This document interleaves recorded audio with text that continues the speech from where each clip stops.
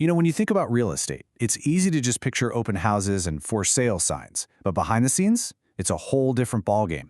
It's more like a high-stakes chessboard with all the major players making these really calculated moves to get an edge.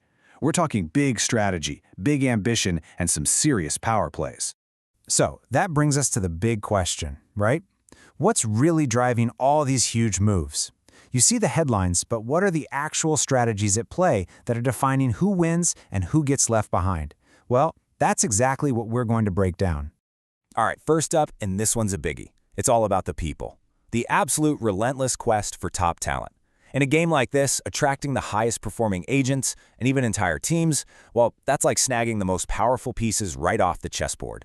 And we're not talking about small moves here. This stuff is massive. I mean, look at this. The Avenue Realty Group, boom, 55 agents walk over to the Real Brokerage. The Maximum Tampa Group, a team that does over $52 million a year, they decided to rejoin eXp. And then there's the Avenue Realty Group. Get this, with $1.2 billion in career sales. They're now leading the charge for Compass in Charlottesville. These aren't just shifts. These are seismic events. So you have to ask why. Why make such a massive jump? This quote here from Yulia Olivo of the Maximum Tampa Group, it just nails it. It's not about today, it's all about tomorrow. These teams are looking for a brokerage that doesn't just work for them right now, but one that can actually turbocharge their growth for the future. So, when you boil it all down, what are these top teams really looking for? Well, it comes down to a few key things. They want growth models that are focused on the future. They want a real piece of the action, agent ownership and stock options. They need access to the best, most advanced tech out there. And, just as important, they want to be part of a culture where people actually work together.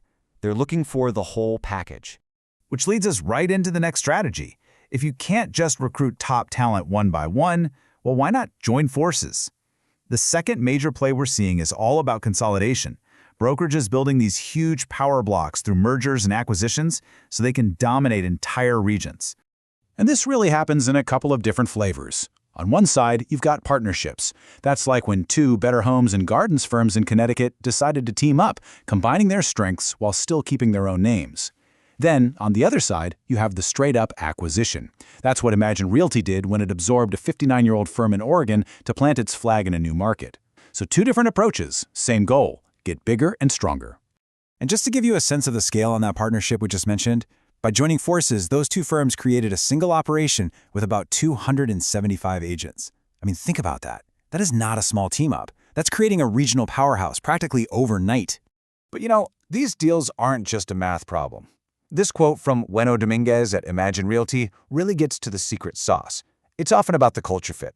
He says it was obvious how closely their philosophies aligned. And that's the magic, isn't it? A successful acquisition isn't just about the numbers, it's about finding another team that just clicks. That's when you really have a winning formula.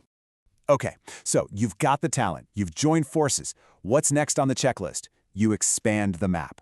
The third key strategy is this super aggressive, really ambitious expansion into new markets, both here at home and all around the globe, all to capture that future growth. And the ambition we're seeing is, well, it's pretty wild. You have these top-tier luxury brokerages like the agency making these bold moves into places that might make you do a double take. I mean, we're talking about planting a flag in the vast, untamed market of Alaska. And it absolutely does not stop at the water's edge. This ambition is global. You've got powerhouse players like Keller Williams looking way across the ocean, setting up shop on the beautiful coast of Croatia because they see a new opportunity for innovation. Okay, but why Alaska of all places? Well, the agency's CEO, Mauricio Umansky, explains it perfectly. He talks about this incredible combination of untamed wilderness, a super tight-knit community, and this amazing outdoor lifestyle. So it's not a random pin on a map. It's a strategic move into a truly unique market. It's all about finding that unique value.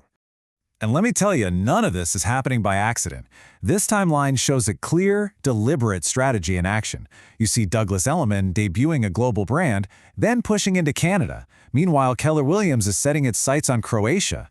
This isn't just throwing darts at a wall. It's a coordinated, long-term play for a much bigger piece of the global pie.